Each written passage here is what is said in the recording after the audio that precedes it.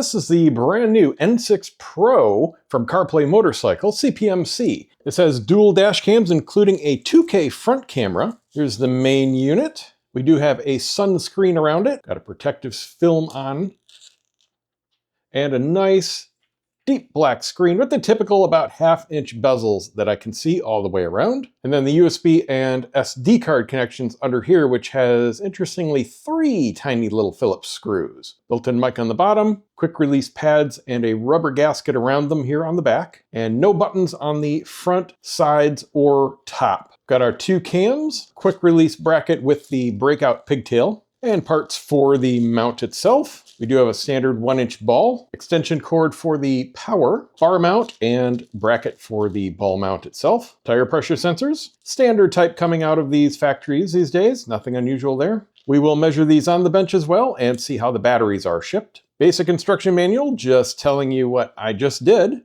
And they do include a 64 gig, which is the bare minimum for any kind of dash cam use, micro SD card. But this will give you at least several hours worth of front and rear coverage. Don't forget to take your protective film off your cameras. And we do have very nice mounts. I'm very glad to see it's not the cheap stamped steel. These are molded plastic, and it's a very nice solid design. When you attach the unit to the quick connect, there's no real tactile click when it's all the way in. So as you push it back, just watch this little piece move up. Make sure it comes back down to flush, and then you know it's actually secured on.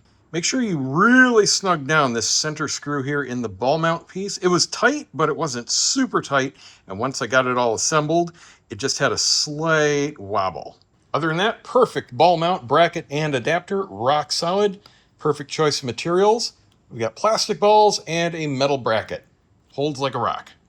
And these are not captured screws, so be very careful not to lose one. Now I'm just gonna pop in the SD card, button this back up. And it is heavily recessed. I can't get in there without a tool. So you won't be able to use your fingernail on the road or anything like that. So I'm in the middle of install here. Just got it wired up, just connected the cameras, and I was gonna turn it on just so I can set the camera positions, but I had to grab the phone and start this at this point because of this display. Now, I don't know how much this is gonna show up filming and you watching it on YouTube, but I'm telling you in person, this screen is easily the second best I've ever seen. This is using, let me fix the exposure here a bit, because what I see on this phone is not actually what I'm seeing in real life.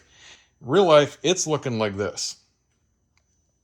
Really deep blacks, I can barely notice the backlight compared to the bezels. It's almost an OLED display. This one down here, that's the best one I've seen, but that's $800. Apples and oranges. This is just beautiful. The saturation is what truly jumped out at me. Like right away, I knew this was a different panel than, well, all the others that I've seen come through.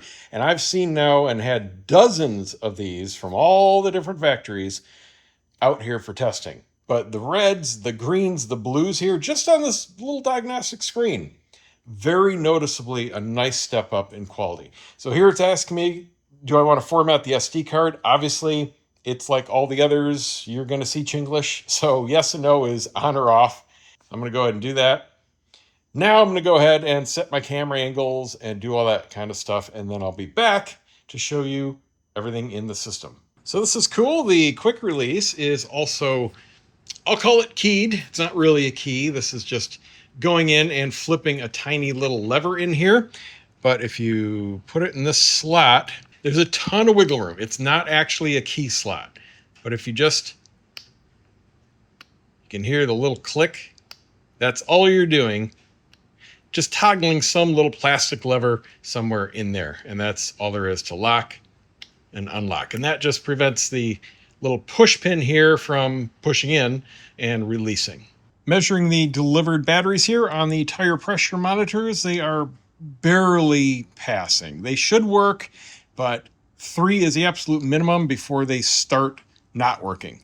I would suggest that if you get them and they're around this range, just go to the grocery store, order on Amazon or whatever, and get yourself a couple new cells.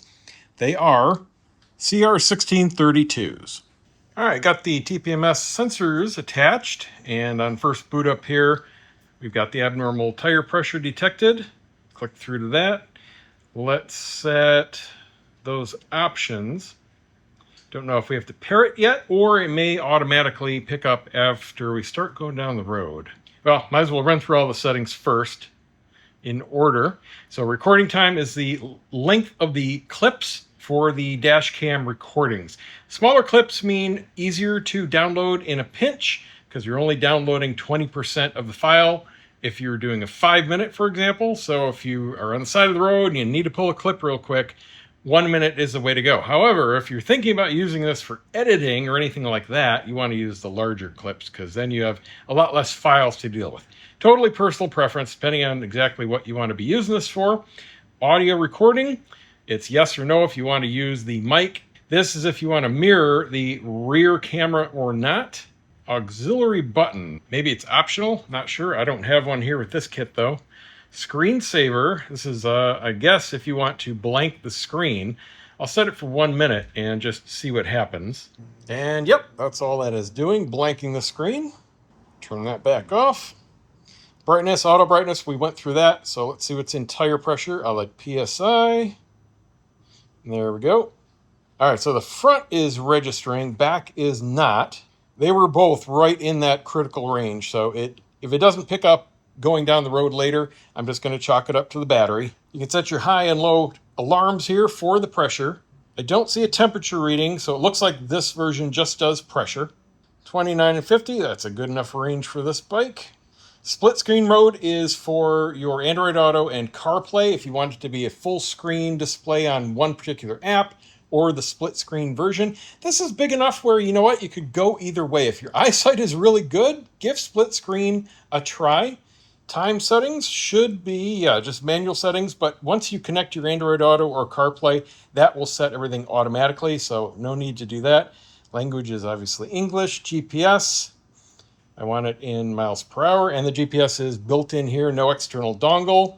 Altitude unit, feet. If you want to clear all the saved connections to phones, that's done here. Let's go ahead and format the card. Then we can factory reset all the settings in here. We can check our firmware. We are current. On the home screen here, we've got our trip odometer, got our current time, although that little apostrophe should be a colon. Indications for all our connections. It's connected to my network. GPS is hitting some satellites. Audio recording is on, TPMS is connected, card is in, Bluetooth is connected to the phone. This is our altitude display. Once we get out and hit more satellites, we'll see a reading. Got our speedo in the middle. Down here should be our dash cams. My bike's on the side stand now, so they are tilted a little bit. Color is excellent. Really nice daytime display. I'm anxious to see the dash cam footage, especially nighttime. This is shaping up at least to be a home run so far. You can tap this to take a snapshot. This is your playback of whatever is stored on the card at the moment. You can turn the audio on and off here from the toggle. Here you can flip to full screen modes, cycle through whatever you want to display, and go back to the home screen. I haven't yet connected to CarPlay. That's what this here is for. And once you do that, it'll automatically connect every time it powers on, as long as a phone is in range that it's connected to. You can quickly get back to playback from here as well, and then that is settings. And that's it. All right, I'm going to connect CarPlay, and we'll get on the road. And real quick, we have a 4x2 CarPlay layout. Got a home button here to go back to the screen. Let's check out navigation movement real quick. Everything is very snappy so far. Okay, I was really worried there for a second because it was super laggy. It's because I was videoing with the phone. There's weird things with CarPlay when you're using certain things on the phones. And I've seen several different things crop up. In this particular case, it just makes the whole thing bog down. It's like it's trying to stream the video that I'm recording. Anyway, I stopped the video recording. I can't show you, but everything is butter smooth as long as the phone is just operating normally. So no problems there with the performance. So we've got a nice, full, bright, sunny day here in Florida. We're going to check out the dash cam footage, check out the daytime. Should see lots of detail here in the road. Check out the dynamic range going into shade, how it looks in the bright, sunny areas. I'll end the daytime test here going out on the highway. We'll check out how we can read some plates and see how it does with faster motion. So the Speedo has a really fast update speed. I mean, it's as fast as the normal one on my dash. It is reading a couple low, 2 to 3 at the most miles per hour low. This particular year and model has a very well calibrated actual Speedo. It's one of the rare ones that's legit on, just like a car is. So as long as you know that this is reading a little low, if you're going to be depending on this reading, you'll be okay. Excellent brightness out of the screen, and I'm looking at it through a tinted visor, and it's still completely nice and bright and legible. Even the little tiny fonts, these little timestamps in the corner, they did a phenomenal job with using this panel. Doesn't matter if I'm going into the sun directly in my back, there's absolutely no glare coming off the screen. Touch even with gloves, very responsive, easy to hit stuff. You can see all the details here even on the dash cam monitoring screens. And if you want to use it as a rear view camera, it works fantastically well. That is as clear as any digital mirror in a car that I've ever seen. Let's see how easily we can read plates. I expect the daytime to be phenomenal, of course, but we'll see what we look for as far as distance away. About 10 car lengths ahead here, coming up. 5, 4, 3, 2, 1. Man, I was going crazy there for a second. I was smelling something. It smelled like electronics burning. It's my brand new jacket. So we're just looking for how it's handling fast motion here at this point. See how the details look. And another plate test real quick. Let's go around this guy.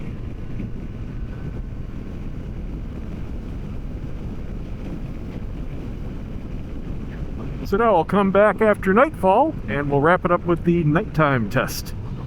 So before I get going here, I want to turn on the auto brightness just to see how it looks. Yeah, that actually looks really good. It's about matching my dash. So you can definitely use the auto brightness. It works very well. So we should be looking at the quality of, especially the rear cam. I'm sure the front one is going to be great, especially with this 2K new generation sensor. We'll go through the parking lot here at night, which is the best case scenario for both cameras. Lots of light. Just looking for the detail and motion and all that kind of normal stuff. So we'll check out some license plate reading here. My headlights are not on the plate, so this is kind of a worst case. Now it's kind of getting on there. I'm about 3 car lengths behind. Come up beside a little bit closer here. There's about 2 car lengths. There's 1. We'll see what it looks like as we pass it from the rear. So now that I've seen it all in editing, obviously the rear cam, not the best, but you know what? Besides the flagship products out there, you're not going to find a rear cam that has great quality. Other than that, I think they've got a home run. I'll put a discount code down below, and that takes this whole package to about $250, which is a phenomenal deal for this kind of quality and this kind of feature set, and everything freaking works. That is amazing. So if you're looking for one of these, you get the TPMS, dual dash cams, very nice screen, touch screen, CarPlay, quick release, excellent ball mount. You don't need a thing. They even give you the card. $250 all in. That is the way to go. Hope it helps. See you next time.